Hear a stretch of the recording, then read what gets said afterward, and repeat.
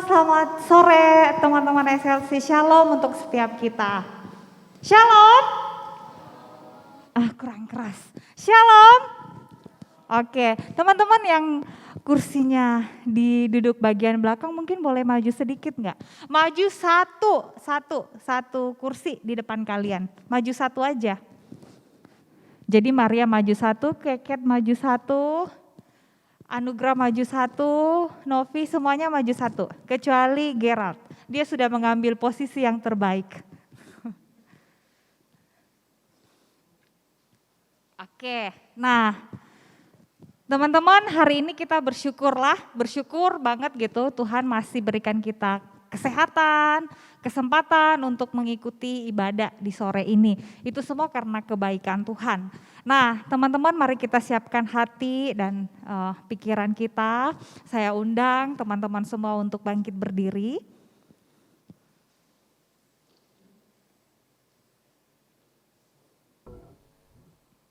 Kita akan memulai ibadah SLC kita sore ini dengan satu pengakuan dan kesadaran penuh bahwa pertolongan kita di dalam ibadah ini datangnya dari Tuhan yang menjadikan langit dan bumi.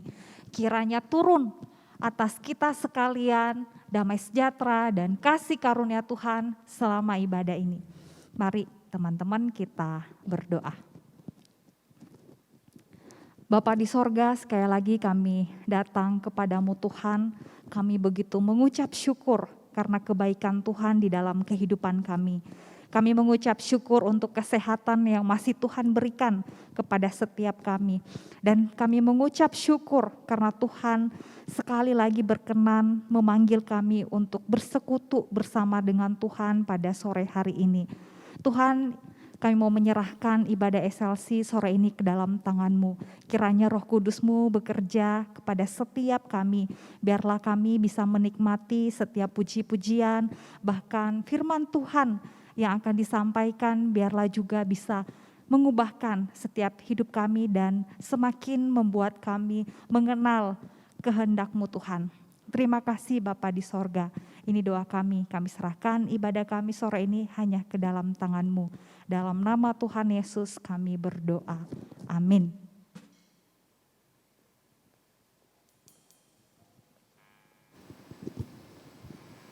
Sebelum kita memulai ibadah kita pada hari ini, mari kita bersama-sama mengucapkan pengakuan iman kita. Pengakuan iman rasuli. Aku percaya kepada Allah, Bapa yang Maha Kuasa, Khalik langit dan bumi, dan kepada Yesus Kristus anaknya yang tunggal Tuhan kita, yang dikandung dari Roh Kudus, lahir dari anak darah Maria, yang menderita sengsara di bawah pemerintahan Pontius Pilatus, disalibkan, mati dan dikuburkan, turun ke dalam kerajaan maut. Pada hari yang ketiga, bangkit pula dari antara orang mati, naik ke surga, duduk di sebelah kanan Allah, Bapa yang Maha Kuasa, dan dari sana Ia akan datang untuk menghakimi orang yang hidup dan yang mati. Aku percaya kepada Roh Kudus, gereja yang kudus dan am, persekutuan orang kudus, pengampunan dosa, kebangkitan tubuh, dan hidup yang kekal. Amin. Shalom teman-teman SLC, bersyukur ya hari ini kita dapat bertemu lagi untuk bersama-sama beribadah. Teman-teman, pada saat ini kita datang di hadirat Tuhan, kita ingin memuliakan Tuhan kita satu-satunya penebus hidup kita. Mari bersama-sama kita bersorak-sorai.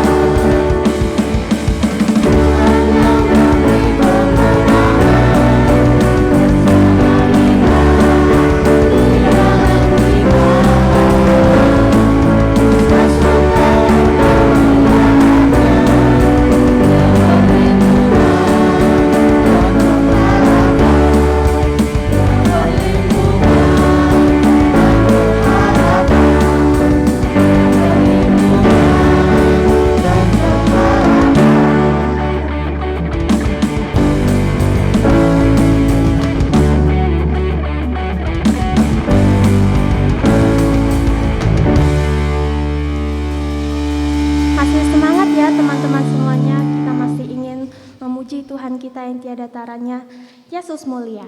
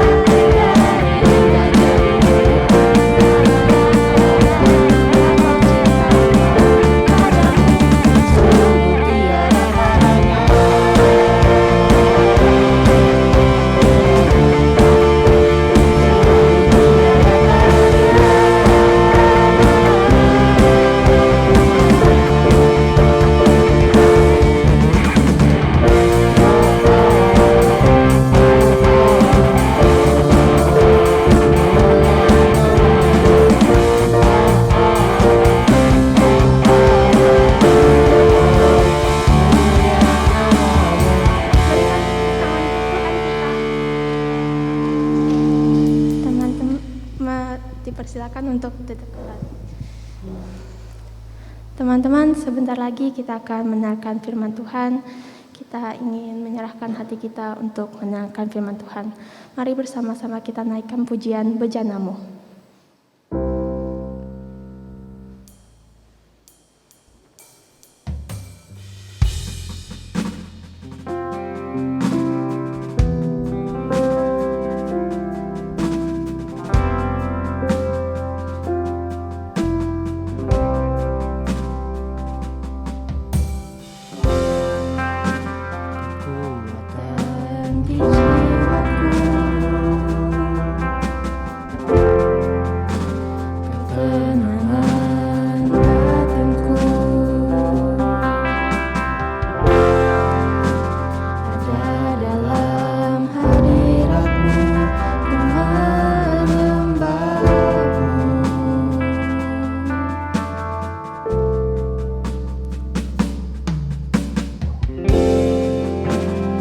Syukurku di kakimu.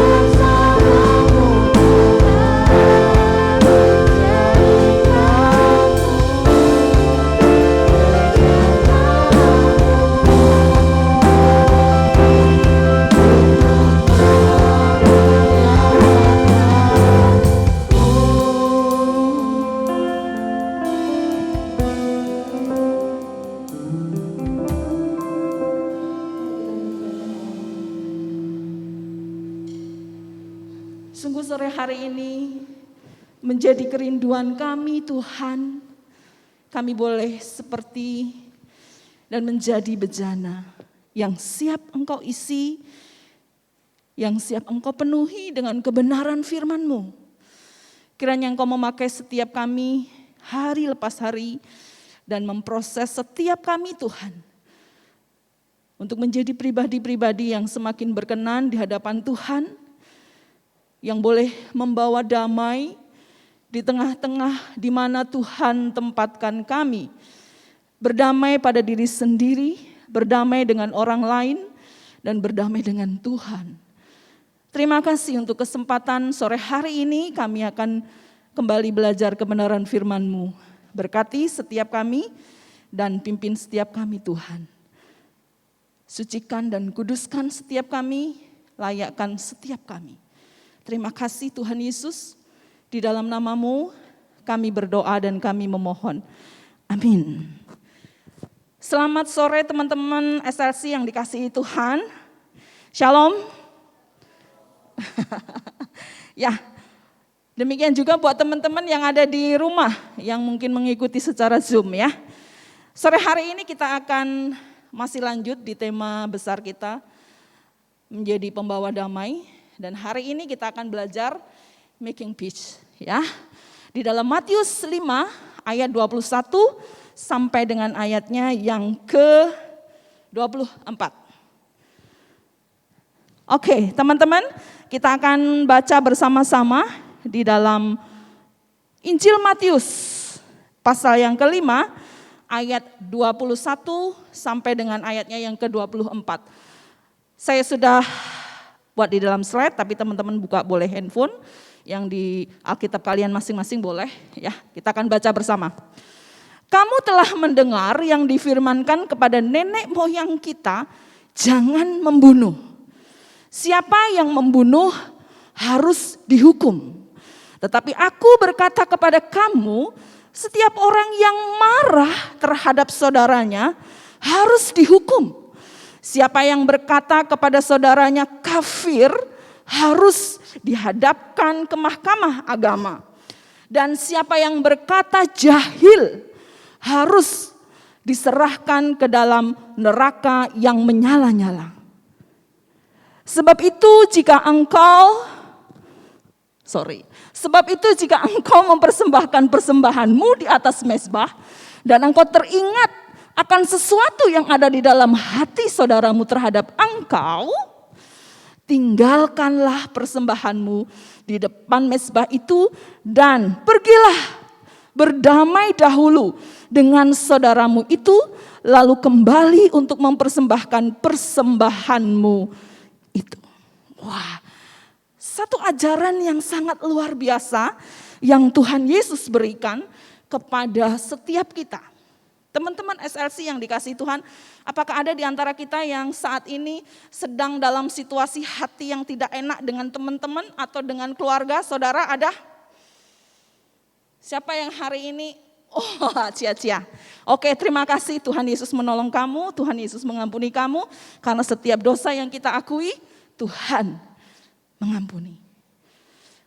Teman-teman yang dikasihi Tuhan, berdamai dengan sesama, berdamai dengan diri sendiri adalah satu hal yang penting sekali. Tuhan mengajarkan setiap kita memiliki kehidupan yang bisa menjadi damai buat orang lain dan menjadi berkat bagi orang lain. Nah, sore hari ini dari firman Tuhan yang dikatakan jangan membunuh, itu kita sudah dengar firman-Nya. Betul? Jangan membunuh. Dengan hukum jangan membunuh, apa maksud Tuhan di sana untuk menciptakan perdamaian?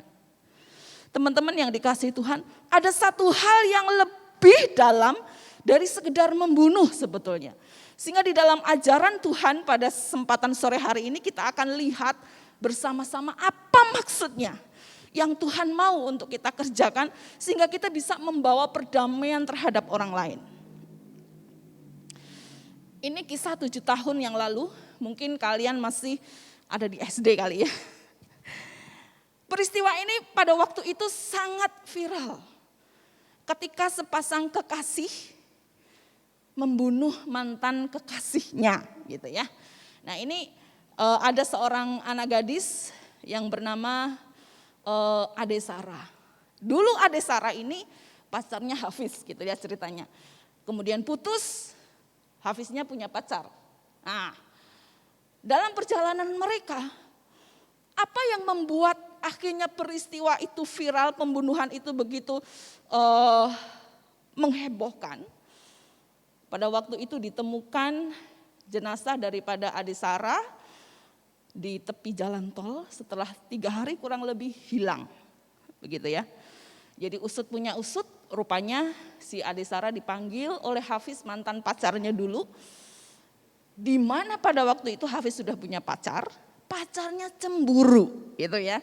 Nah nih, dasar dari pembunuhan bukan sekedar hanya ingin menghilangkan nyawa seseorang, tetapi didasari adalah rasa kemarahan, rasa kebencian, rasa cemburu yang begitu dalam. Sehingga apa yang dilakukan teman-teman? Pembunuhan yang sangat sadis. Ini kalau teman-teman buka di googling ya, bisa ditemukan kisahnya. Jadi Ade Sarah dimasukkan di dalam mobil, ya. Mereka berdua ini menyiksa dengan menyetrom, menyumbat mulutnya, ya, menyumbat mulutnya dengan kertas-kertas hingga akhirnya Ade Sarah itu meninggal, begitu ya. Nah, meninggal dan tidak langsung dikubur atau bagaimana, dia masih taruh di dalam mobil mereka sampai 2 hari. Orang tua mulai cari-cari, tidak ketemu. Akhirnya baru ditemukan, dibuang di tepi jalan tol. Teman-teman yang dikasihi, peristiwa kejahatan ada begitu banyak terjadi di sekitar kita. Sampai saat ini, apa yang melatar belakangi, apa yang mendasari, itu yang penting. Yang sore hari ini Tuhan Yesus mau kulik, Tuhan Yesus mau bongkar. Karena bukan hanya sekedar membunuh. Kalau kita bicara membunuh, lah dulu di dalam perjanjian lama tuh ada firman Tuhan, Tuhan suruh bangsa Israel menumpas habis bangsa Amalek loh. Kalau teman-teman baca di dalam kitab Keluaran, nah ini membunuh dikatakan jangan membunuh. Ini Tuhan pelin-pelan atau gimana nih? Satu sisi suruh menumpas tapi di pihak lain Tuhan jangan membunuh. Gimana ini Alkitab? Teman-teman, membunuh, kalau kita belajar di dalam bahasa Inggris itu ada bisa dibedakan. Killing yang dimaksudkan Tuhan pada waktu itu bangsa Israel disuruh menumpas habis bangsa Amalek. Karena Tuhan tahu persis karakter bangsa Amalek. Karakter yang begitu jahat. Kalau bangsa ini tidak ditumpas habis, dia akan membunuh lebih banyak orang. Maka Tuhan menyuruh bangsa Israel habiskan. Tapi ingat peristiwa pembunuhan pertama yang dilakukan manusia. Siapa dia? Teman-teman ingat pembunuhan pertama yang dilakukan manusia? Siapa? Iya, Kain, Habel. Ketika Kain membunuh adiknya. Oh, Tuhan sudah ingatkan. Itu darah berseru-seru kepadaku, kata Tuhan. Jadi di sini satu sisi pembunuhan yang murder, pembunuhan yang disertai dengan kebencian, amarah. Itu sesuatu hal yang tindakan kriminal, itu satu hal yang sangat dibenci oleh Tuhan. Jadi teman-teman yang dikasihi Tuhan, pada kesempatan ini kita belajar dari sana, Tuhan mau ungkap sebetulnya apa yang melatar belakangi pembunuhan. Sehingga Tuhan jangan membunuh. Dia Tuhan katakan, kamu sudah mendengar hukum yang mengatakan jangan membunuh. Nah, tambahan dari orang-orang Farisi, orang-orang Yahudi, siapa yang membunuh dihukum gitu. Padahal itu kalau di hukum Taurat enggak ada. Perintah jangan membunuh itu dihukum keberapa teman-teman ingat? Dari 10 hukum? Buka nanti di rumah. Hukum yang ke-6. Dia bilang jangan membunuh. Nah, peristiwa ini, pembunuhan ini sangat viral. Karena apa? Kebencian, amarah, kecemburuan yang akhirnya mendatangkan kematian bagi orang lain. Dari sini kita melihat begitu banyak kejahatan, kebencian, kemarahan yang ternyata bisa berdampak tidak baik. Ada presiden kita yang ke-6 pernah mengatakan bahwa di dunia ini kejahatan akan selalu ada. Betul. Karena sudah jatuh di dalam dosa. Itulah kehidupan. Negara tidak boleh menyerah dan kalah. Itu kata Pak SBY. Tapi ada Panglima Jenderal yang pernah kita miliki pada waktu itu yang luar biasa. Yakni Jenderal Sudirman. Wah, kata-katanya bagus sekali. Dia katakan apa? Kejahatan akan menang bila orang yang benar tidak melakukan apa-apa. Kejahatan akan menang bila orang yang benar tidak melakukan apa-apa. Itu satu pemikiran yang luar biasa yang dimiliki oleh Jenderal Sudirman. Ternyata orang-orang benar itu memiliki satu mandat, ada satu kekuatan untuk bisa mengalahkan kejahatan. Nah, teman-teman yang dikasihi Tuhan, siapakah kita sesungguhnya?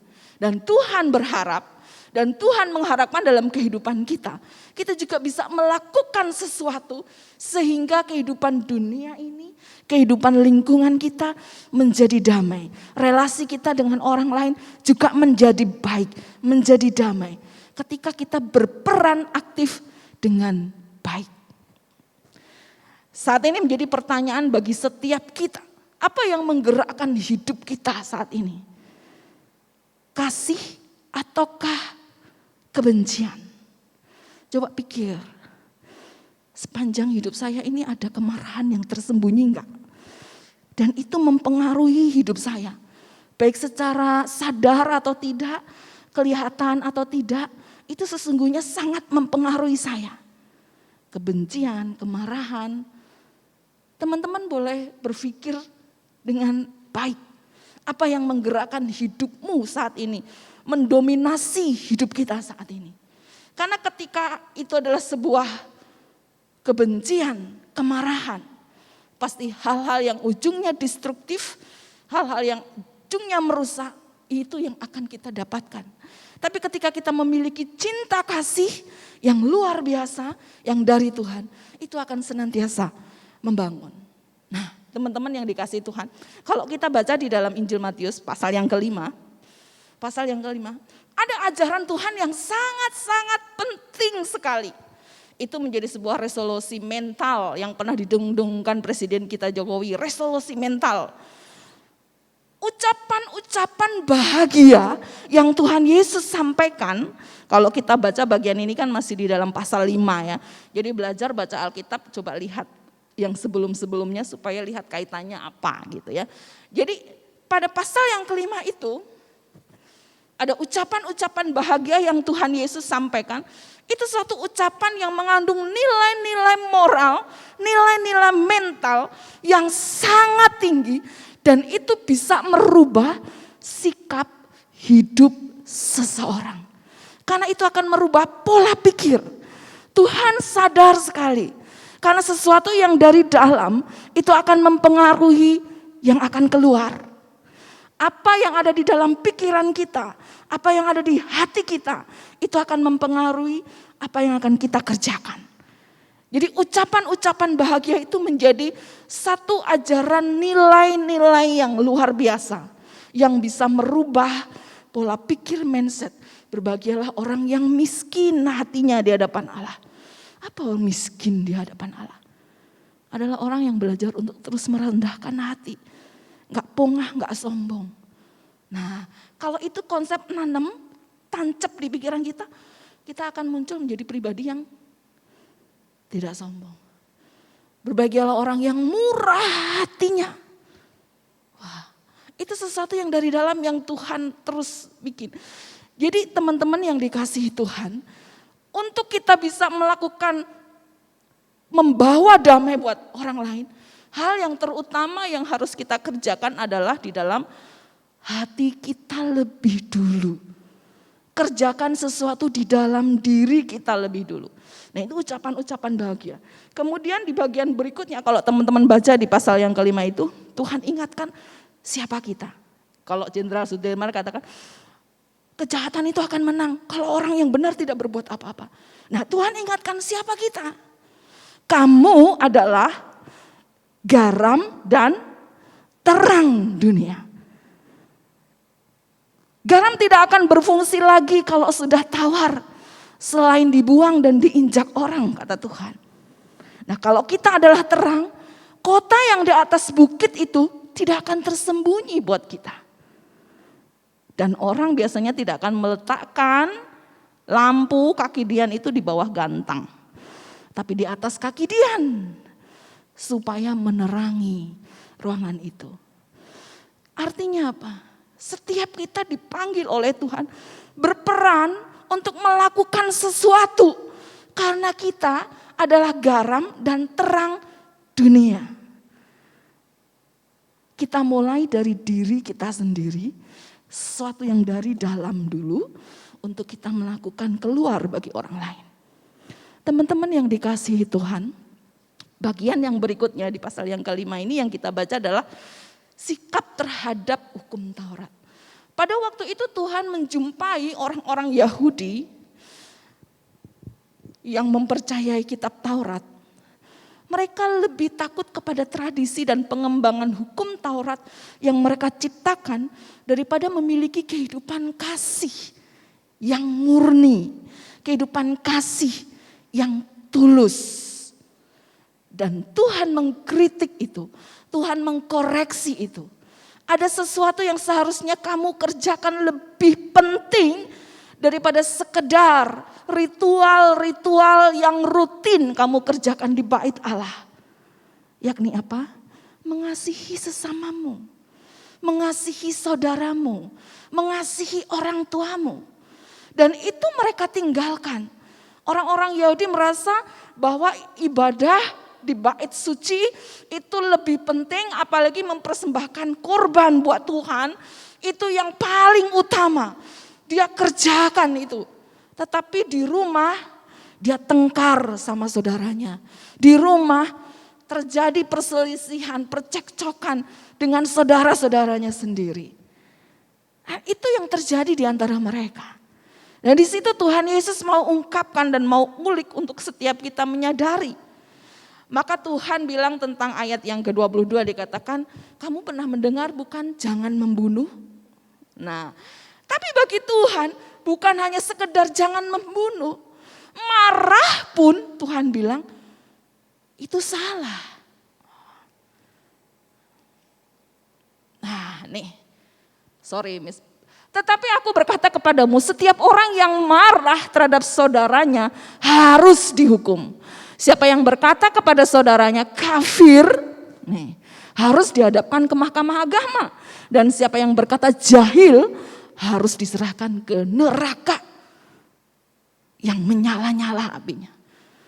Wah, Tuhan bilang marah pun itu layak untuk dihukum. Siapa yang tidak pernah marah di sini? Ada? Atau mungkin ada yang lagi marahan hari ini? Belum selesai? Marah yang bagaimana yang dimaksudkan oleh Tuhan? Bukankah Tuhan Yesus juga pernah marah? Tuhan Yesus pernah marah. Ketika dia marah di bait Allah, apa yang dilakukan Tuhan? Dia menjungkir balikan itu. Karena apa? Karena lihat sesuatu yang tidak benar. Teman-teman yang dikasihi Tuhan, marah yang macam apa yang dimaksudkan di sini? Kok marah itu bisa dihukum? Bahkan itu lebih daripada pembunuhan, mengambil nyawa seseorang. Apa yang dimaksudkan oleh Tuhan? Teman-teman yang dikasihi Tuhan, di sini Tuhan mau mengajarkan kepada kita satu yang sangat esensi, satu yang sangat mendasar.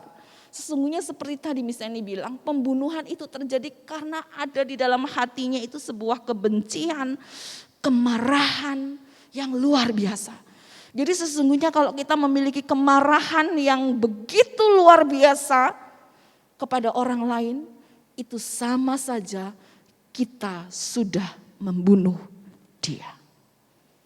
Marah yang bagaimana? Nah ini yang Tuhan mau ungkap buat setiap kita. Supaya kita tidak ada di sana.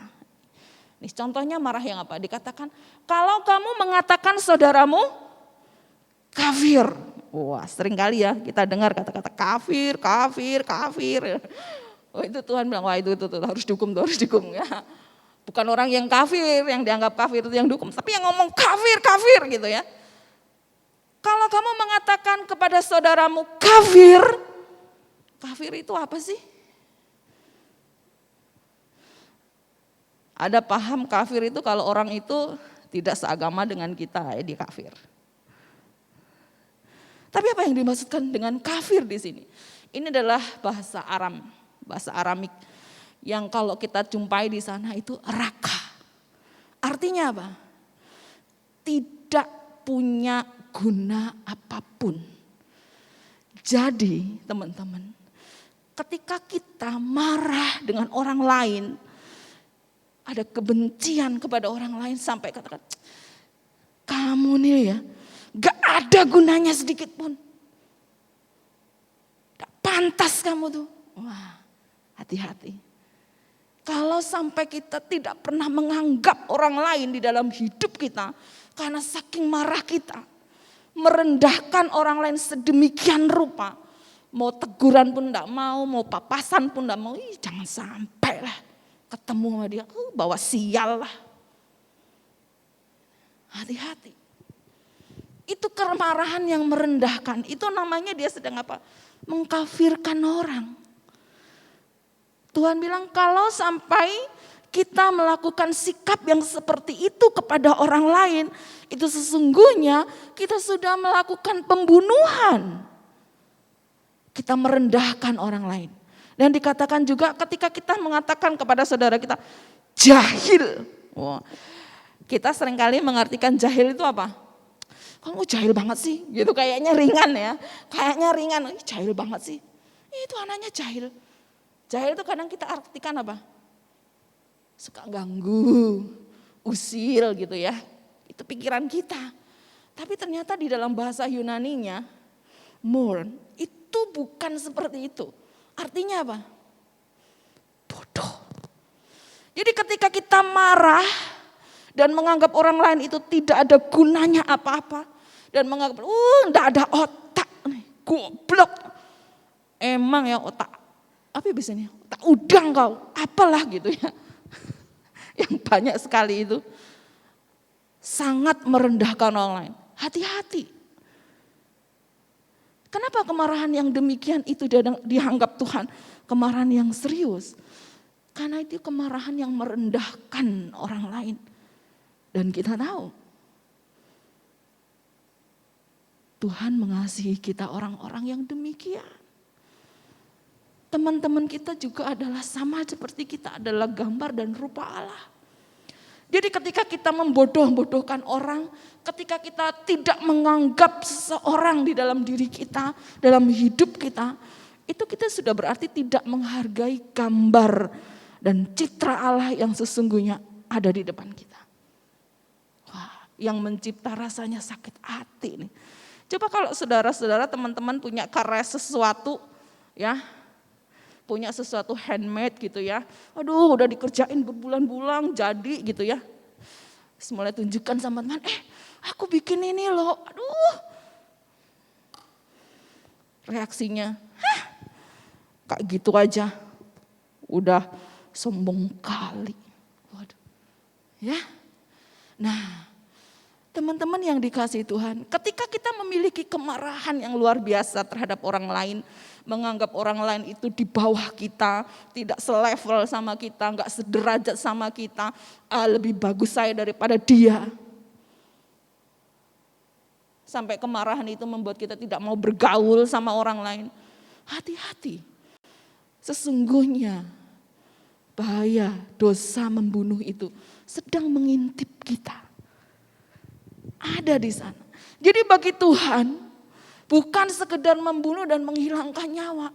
Tapi bagi Tuhan, kalau di dalam hatimu ada sesuatu yang jahat, ada sesuatu kemarahan yang membuat membenci saudaramu, membenci orang lain, itu sudah sama dengan membunuh.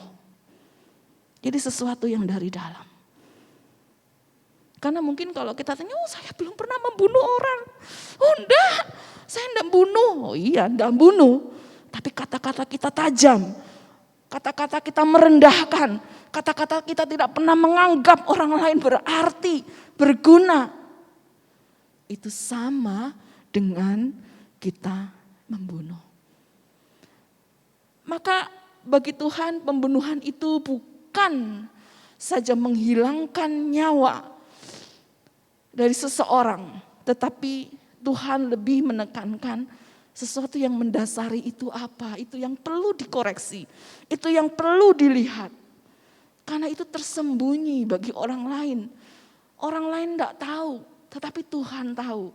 Dan itu kalau terus bercokol di dalam hati kita, kita tidak hanya membunuh satu orang, tetapi bisa berorang-orang, banyak orang. Karena itu ada di dalam hati kita dan itu yang harus dibereskan di hadapan Tuhan. Sesuatu yang sangat esensi yang membuat orang lain bisa terbunuh oleh kita. Itu bukan sekedar membunuh, menghilangkan nyawa, tapi sikap hati dan kemarahan kita itu bisa membunuh. Jadi sore hari ini kalau ada di antara kita yang punya kemarahan, baik kepada orang tua, baik kepada guru, baik kepada teman, kepada saudara, kepada mungkin pembina rohani. Ada enggak jengkel sama pembina rohani? Ada. Saya juga pernah dijengkelin. Ada. Mari kita bereskan. Jangan simpan itu lama-lama. Nah, mengapa kemarahan yang merendahkan orang lain itu sama dengan pembunuhan? Dan itu berdosa di hadapan Allah. Karena itu berarti kita sedang merendahkan gambar Allah sendiri. Kita merendahkan karya Tuhan. Kita merendahkan ciptaan Tuhan yang Tuhan sendiri anggap sangat mulia. Dan mengapa kemarahan yang merendahkan orang lain itu sama dengan pembunuhan? Karena itu berarti kita membatasi karya Roh Kudus. Kok bisa membatasi karya Roh Kudus? Kita kalau marah sama seseorang, udah tidak mau berteman, tidak mau bergaul, apa aja yang dilakukan walaupun baik, itu rasanya enggak baik, saudara. Kalau sudah ada benci, saudara, apapun kebaikan orang itu yang dia kerjakan, kita sudah tidak menganggap itu kebaikan. Wah, padahal Tuhan saja masih menghargai. Dan Tuhan masih bisa merubah orang itu. Untuk dia bisa kembali baik. Allah Roh Kudus bisa menerima dan merubah. Tetapi kita kadang-kadang sudah tutup hati kita. 3 kali ya ultimatum ya. Gue maafin ya, udah 3 kali lu nyakitin gue ya.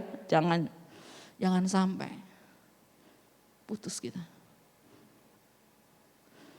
Jadi ketika kita memiliki kemarahan yang sedemikian teman-teman, yang merendahkan orang lain, yang sudah pas aduh, udah bakal lama dia berubah tuh, dari dulu tuh, Miss Edi kenal tuh dari SD tuh, udah SMA gitu, terus udahlah. Itu berarti Miss Edi membatasi karya Roh Kudus yang bisa merubah seseorang. Dan itu tidak benar di hadapan Tuhan. Jadi teman-teman yang dikasihi Tuhan, kemarahan yang demikian, yang menjadi dasar dari pembunuhan itu, satu hal yang harus kita awasi dalam hidup kita. Mungkin kita tidak membunuh secara fisik, tapi kita membunuh mental, kita membunuh harapan, kita membunuh semangat, kita membunuh kesempatan orang lain. Untuk dia hidup, untuk dia survive, untuk dia maju. Itu sama dengan membunuh. Mari kita mulai meneliti masing-masing sikap kita kepada orang lain, kepada teman kita. Apakah ada sikap-sikap yang merendahkan, menganggap orang lain tidak berguna, menganggap orang lain bocengli lah, tak ada guna lah, malas gue ngomong sama lu, tak pernah ada solusi, gak ada jalan keluar. Wah, macam-macam tuh pitis keluar ya. Nah, di ayat yang ke-24 kalau kita baca, aplikasi yang sangat konkret Tuhan ajarkan. Kalau kita tahu bahwa kemarahan yang merendahkan orang lain, yang tidak menganggap orang lain dan menganggap orang lain itu bodoh, tak berguna. Nih, aplikasinya begini. Nah, ayat yang ke-24 dikatakan. Kita akan baca bersama di dalam ayat yang ke-24. Firman Tuhan mengatakan, ya, dari ayat 23, sebab itu jika engkau mempersembahkan persembahanmu di atas mezbah dan engkau teringat akan sesuatu yang ada dalam hati saudaramu terhadap engkau, tinggalkanlah persembahanmu di depan mezbah itu dan pergilah berdamai dahulu dengan saudaramu, lalu kembali untuk mempersembahkan persembahanmu itu. Wah, ini ajaran yang luar biasa ya, yang Tuhan ajarkan kepada kita. Ketika kamu membawa kurban persembahanmu kepada Tuhan, rohani kan, ke gereja kan, wah mau melayani nih, mau menyampaikan firman nih, mau main musik nih, mau jadi worship leader nih, mau jadi singer nih. Tapi kemudian kita ingat, iya ya, kayaknya si Joni kemarin ada salah paham sama aku ya. Kayaknya dia rasanya bersikap agak aneh. Waktu ketemu kok gak seperti biasa ya. Apa ya salahku? Malah ingat, aku kayaknya gak ngelakuin apa-apa. Tapi kenapa si Joni gitu ya sikapnya? Tuhan ajarin apa? Tinggalkan persembahanmu. Temui Joni. Walaupun kita tidak salah, kita tidak melakukan kekeliruan, tapi kalau kita sadar dan tahu ada sikap dari orang lain itu sepertinya kok kayak ada ganjalan ya sama aku gitu. Tuhan ajarin, kamu yang harus pergi duluan. Oh kalau kita amit-amit deh Tuhan. Gue yang salah pun kalau bisa rasa tak bersalah ya. Enak pelayanan kesini kesana gini menyembah Tuhan gitu ya. Tapi Tuhan bilang apa? Kalau ada sesuatu yang gak beres, beresin dulu.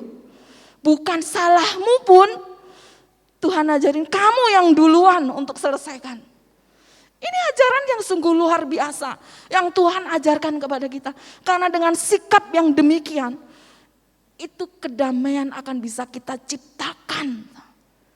Dikatakan kalau ada saudaramu yang merasa tidak enakan sama kamu, jadi yang gak enak bukan kita, tapi orang lain yang gak enak sama kita loh disuruh Tuhan datangin. Kalau kita ya masih lumayan lah, kalau kita punya salah, sorry ya aku kemarin gini, ya itu masih lumayan. Tapi kalau kita ngerasa gak salah terus suruh datangin, apalah ini ya, jangan sampai lah, aduh gue mau ditaruh di mana, gue nggak salah, di mana harga diri gue, bukan gue yang salah, dia yang salah, bodohnya dia lah. Teman-teman yang dikasihi Tuhan, ini yang Tuhan mau ajarkan. Karena dengan sikap yang demikian, itu kita bisa selesaikan masalah. Jadi teman-teman, Tuhan tidak mau kita menunda untuk membereskan setiap ganjalan, kemarahan, kebencian di dalam hati kita. Itu harus clear, harus jujur, harus memaafkan, harus mengampuni. Itu yang Tuhan mau. Saya pernah punya marah sama kakak saya laki-laki. Kakak saya nomor 7. Waduh, saya pernah diludahi di muka saya. Karena saya dianggap lebih disayang sama mami gitu ya. Jadi karena dekat begitu ya. Jadi anak kesayangan ngomong segala macam, diludahi muka saya. Gitu. Waduh. Saya jengkel, marah yang sampai sekarang pun saya masih ingat. Ya memang gak bisa lupa, tapi saya sudah memaafkan. Dari rasa kemarahan, kebencian itu sudah rasanya menutup diri. Udah ya, sampai di sini ya. Walaupun kita saudara ya, gue gak akan gini-gini sama lu. Rasa itu membebani saya sampai akhirnya Tuhan tegur saya. Untuk saya harus selesaikan, harus memaafkan dia. Itu cukup lama, bertahun-tahun. Saya nggak kelihatan membenci dia, tetapi saya tidak pernah respect sama dia. Saya tidak pernah komen kalau dia ngalamin ini, ngalamin itu. No comment. Karena saya marah, karena saya benci. Lu mau jungkir baik lah, mau ngapain lah, terserah. Tapi itu ditegur oleh Tuhan. Firman Tuhan itu ingatkan. Bahkan orang lain yang punya salah sama kita pun, kita yang disuruh duluan baikan loh. Nah teman-teman, dari saat itu saya berdoa mohon kemurahan Tuhan untuk melepaskan saya dari rasa benci dan kemarahan. Dan selesai. Dan itu bisa saya ungkapkan kepada kakak saya. Saya cerita, aku dulu lama banget lo bisa ngampunin kamu. Aku dulu inget gak sih, dulu aku pernah diludahin gini-gini. Selesai. Lepas. Jadi teman-teman yang dikasihi Tuhan, hal ini penting untuk kita bereskan. Bagaimana kita bisa menciptakan perdamaian kalau hati kita masih banyak menyimpan kebencian, kemarahan, kejengkelan kepada orang lain. Dan Tuhan bilang itu sama dengan pembunuhan. Maka Tuhan Yesus ketika ingatkan bangsa Israel, bangsa orang-orang percaya, orang Yahudi yang percaya, dia bilang, kalau kamu sedang mempersembahkan kurban, ingat ada saudaramu yang merasa sesuatu dengan kamu, tinggalkan kurbanmu, pergi beresin. Padahal teman-teman, ritual mempersembahkan kurban itu adalah ritual yang sangat tinggi bagi masyarakat Yahudi pada waktu itu. Itu satu yang sangat dijaga, yang sakral, yang tidak boleh sampai kita melakukan kekeliruan sedikit pun. Nah kalau orang sudah melakukan itu menjadi hal yang penting, itu yang pertama mereka kerjakan. Tetapi Tuhan ajarkan tinggalkan kalau ada sesuatu yang tidak beres di dalam hatimu. Kadang-kadang kita lalai untuk hal itu. Kita ambil banyak pelayanan, kita ambil pelayanan ini, pelayanan itu, tetapi sesungguhnya ada hal-hal yang tidak pernah kita bereskan dengan teman-teman kita, dengan saudara kita, dengan keluarga kita. Kita anggap Tuhan ingatkan harus beres. Karena apa? Itu yang akan mendasari setiap gerak dan langkah kita.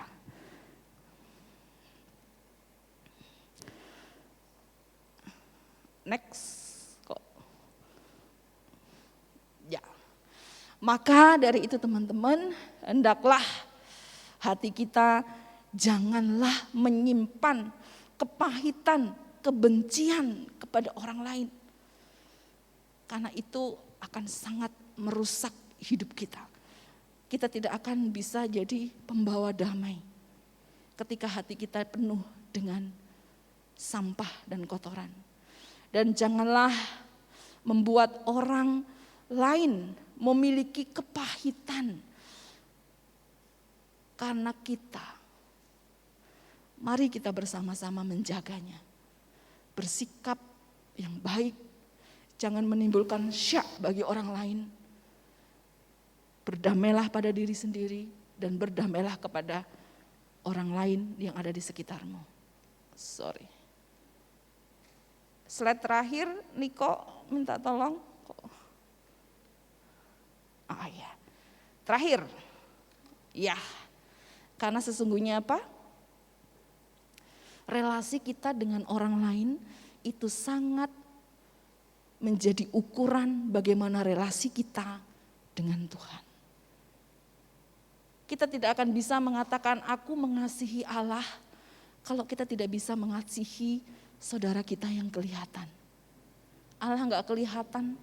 Bagaimana kita bisa mengasihi Allah yang tidak kelihatan? Karena saudara kita yang kelihatan yang ada di depan mata aja kita enggak kasihi. Jadi relasi kita dengan orang lain itu menjadi ukuran bagaimana relasi kita dengan Tuhan. Untuk itu mari kita baca bersama-sama bagian ini di dalam 1 Yohanes 4 ayat 20. Yuk kita baca bersama. 1, 2, 3.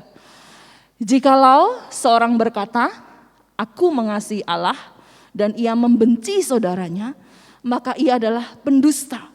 Karena barang siapa tidak mengasihi saudaranya yang dilihatnya, tidak mungkin mengasihi Allah yang tidak dilihatnya. Nonsen kita bilang mengasihi Allah kalau kita masih membenci saudara kita.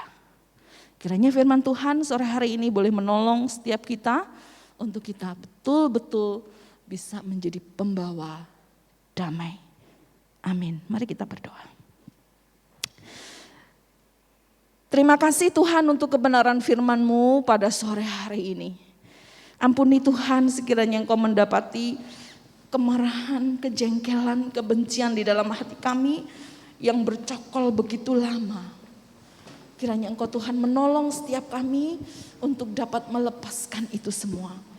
Baik itu kepada orang tua, kepada saudara, kepada teman, kepada guru, kepada kakak pembina, dan kepada siapapun ya Tuhan yang pernah kami memiliki rasa yang tidak enak di sana.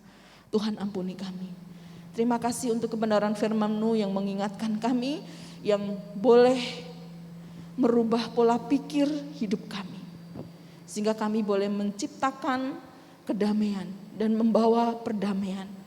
Karena perdamaian itu hanya akan ada ketika kami mengupayakannya, mengusahakannya untuk hadir di tengah-tengah kami. Terima kasih untuk orang-orang di sekitar kami yang Tuhan tempatkan kami. Kami bersyukur kepadamu. Di dalam nama Tuhan kami Yesus Kristus, kami berdoa dan kami memohon. Amin. Terima kasih, Tuhan Yesus memberkati.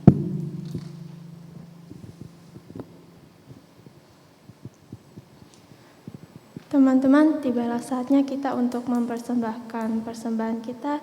Persembahan dapat diberikan melalui scan QR Code yang ada di kursi dan layar masing-masing, atau dapat memasukkan amplop persembahan ke kotak persembahan yang ada di gereja. Mari kita bersatu dalam doa. Tuhan, terima kasih atas berkat penyertaan-Mu sepanjang minggu ini Tuhan. Sekarang kami akan mempersembahkan persembahan kami, kiranya persembahan kami dapat berkenan di hadapan-Mu dan menjadi alat untuk memperluas kerajaan-Mu di tempat ini. Terima kasih Tuhan, hanya di dalam nama-Mu kami berdoa dan bersyukur. Amin. Teman-teman, saya undang untuk bangkit berdiri. Kita akan mengakhiri ibadah kita pada hari ini. Mari kita bersama-sama menaikkan doksologi.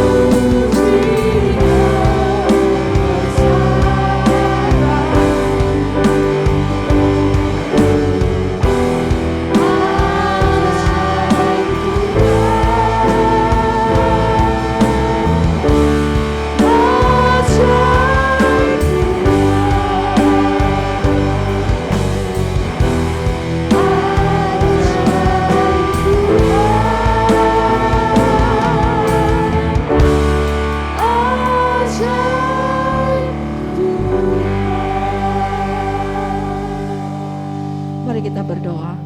Terima kasih Bapa di surga untuk berkat-Mu pada sore hari ini. Terima kasih untuk kebenaran firman-Mu. Biarlah kiranya Engkau menjadikan setiap kami bukan saja pendengar, tetapi pelaku-pelaku kebenaran firman-Mu di dalam setiap kehidupan kami. Sehingga sungguh kami boleh menjadi pembawa damai dimanapun Tuhan tempatkan kami. Kiranya kasih karunia dan berkat yang dari Bapa saja beserta atas setiap kami dari saat ini bahkan sampai selama-lamanya. Amin. Amin.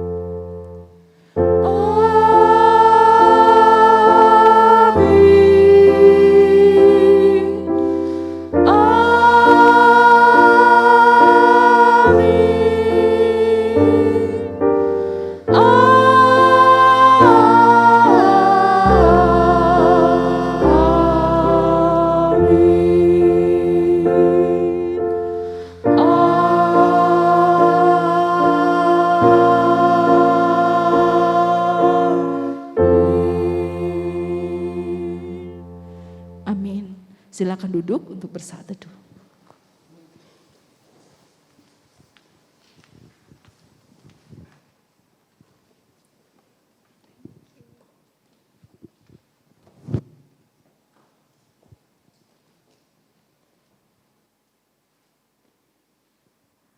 Oke teman-teman, demikian ibadah SLC kita. Nah ada beberapa pengumuman yang Kak Siska mau sampaikan kepada teman-teman yang hadir di sini, juga teman-teman yang hadir di Zoom. Nah teman-teman di sini, oh tunggu sebelumnya, ada nggak yang baru pertama kali datang hari ini? Oh, boleh silakan berdiri yang baru pertama kali datang. Selamat datang. Namanya siapa, Dek? Siapa? Wilson. Oh, Yusuf, jauh banget ya. Oke. Selamat datang, Yusuf. Oke, minggu depan ditunggu lagi ya. Silakan duduk. Oke. Nah, teman-teman yang di sini yang hadir, yang di Zoom juga boleh nanti kasih reaction ya. Yang belum memiliki cross siapa ya? Yang belum join, ikut bergabung di dalam cross. Kalau yang udah ada, yang udah pernah dihubungin gitu ya, oke. Yang benar-benar belum ada gitu crossnya, terus belum ada kakak-kakak pembina juga yang hubungin kalian. Ada? Semuanya udah punya cross ya? Udah ya semua ya? Oke, mungkin Yusuf ya yang baru ya. Tange udah? Oh udah. Semua udah ya? Oke, kalau yang di Zoom ada nggak? Nah teman-teman yang belum, nanti boleh hubungin Ko Indra atau teman kita Tange Chin ya. Supaya kami bisa aturkan cross-nya gitu, supaya kita bisa sama-sama belajar, bertumbuh, mendalami lagi firman Tuhan gitu ya teman-teman. Oke, itu aja teman-teman, jangan lupa tetap jaga hubungan kita, relasi kita dengan Tuhan, selalu be the salt, be the light for Christ. Tuhan Yesus memberkati.